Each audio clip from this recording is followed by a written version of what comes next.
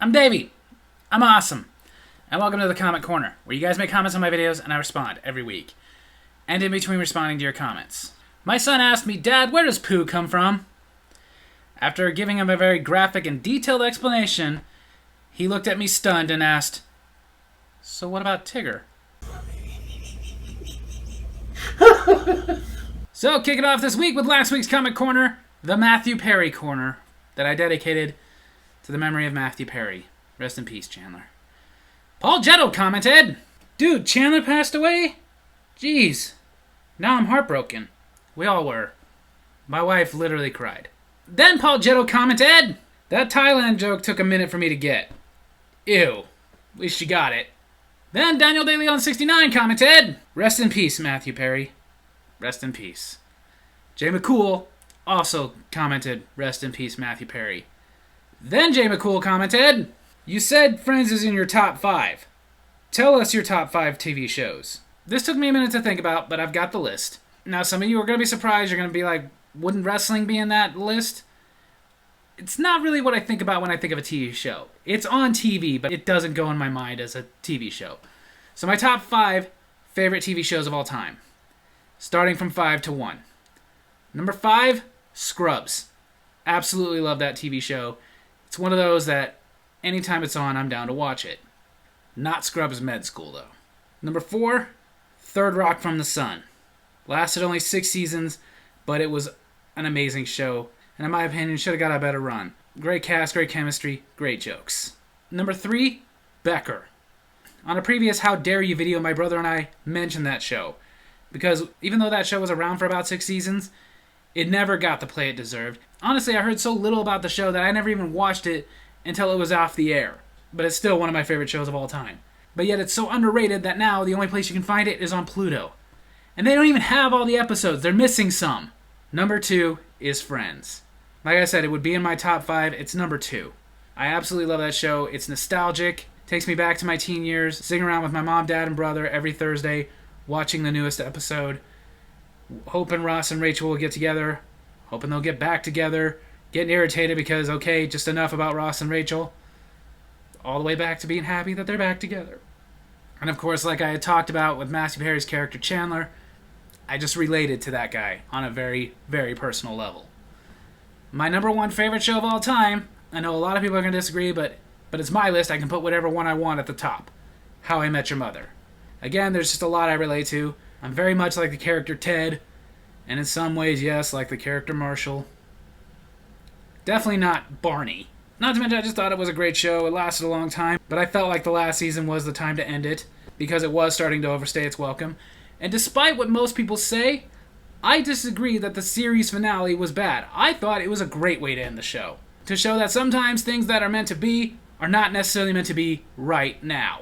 So now that I've given you guys my top 5 favorite TV shows, how about you give me your top 5 favorite TV shows? Then, my brother Josh, the film bestie, commented, I remember the day I first saw Friends. I smoked a ham. I cut the cheese. I danced to It's Raining Men while eating yogurt squeeze. Then I heard Phoebe yell, You're not dead, answer your phone! Her ditziness and Chandler's binginess made me a fan. A fan! Fan! I'm gonna think of it, I think that was the first episode we sat down and watched with Mom. And we were hooked. In Athens, nobody gets up before noon. Because dawn is tough on Greece.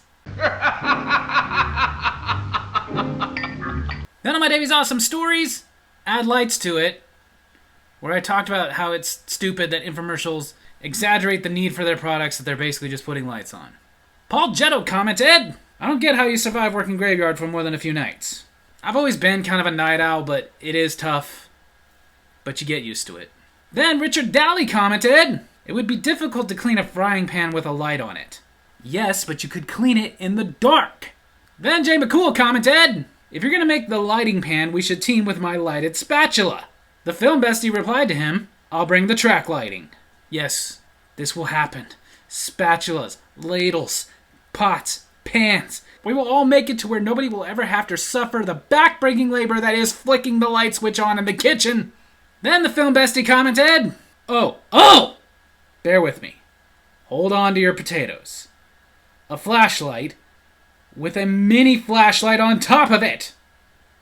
Josh, Seriously. Why aren't we funding this? This year I'm going to make a wreath out of $100 bills. It's going to be called my Aretha Franklin's. Then going back to last week, the latest Davy's Awesome Food I did for Frosted Flakes Pumpkin Spice. Fine Dining commented, "We're totally with you. Pumpkin Spice 365 days a year would be a true utopia." It would. And we can achieve those dreams. Yes! We can achieve those dreams. Here's a joke for you all. The government is excellent and uses your tax dollars wisely.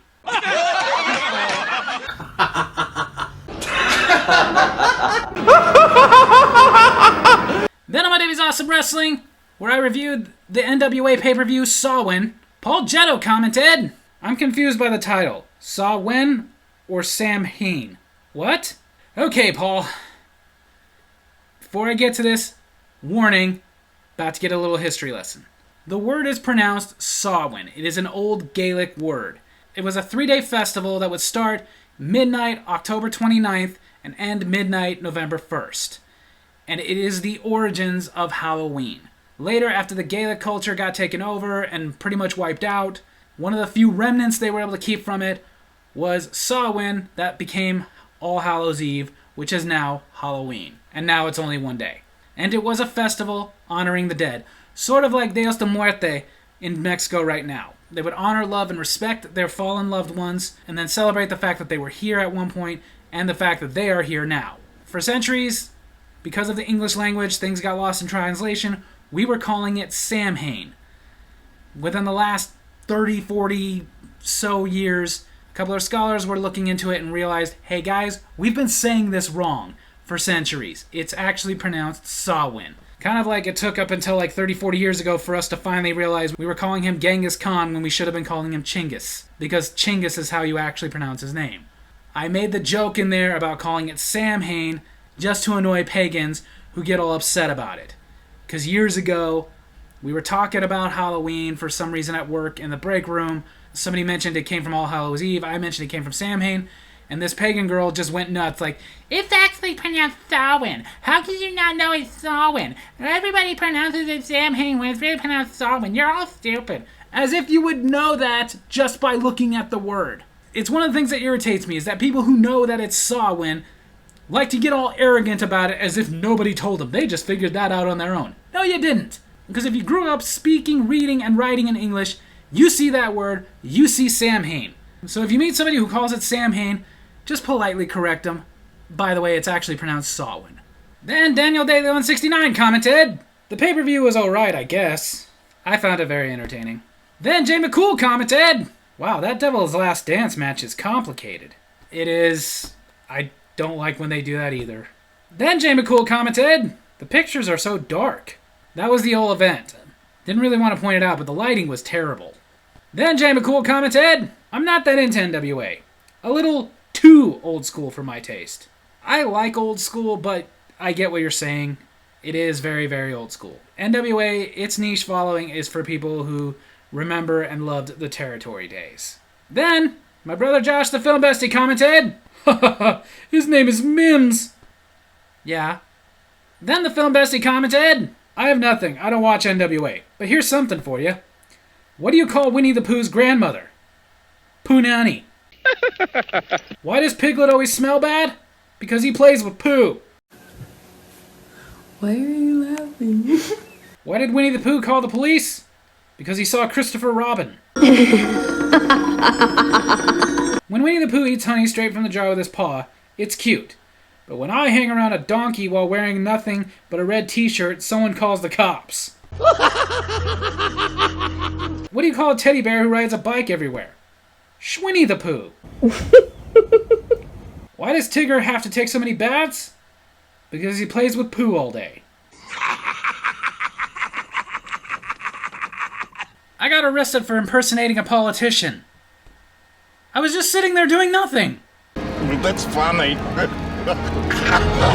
Then on the Brothers Not Lovers video, How Dare You, the Monster Edition, where we defended the movies Renfield, The Wolfman, Wolf, and Mary Shelley's Frankenstein. Daniel Daly on 69 commented, I like the way you guys talk about movies and whether or not you enjoy them or not.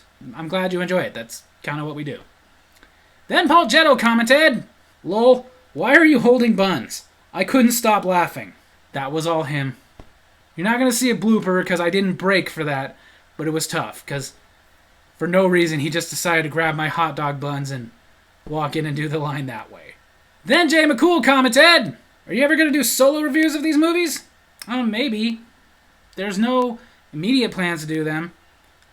Every October I'm still doing the Universal Monsters, and I've got quite a ways to go there. Like, I'm almost done with the lineup of classic monsters, but there's all these offshoots that I've still got to review, so I don't know. Like I said, maybe eventually in the future.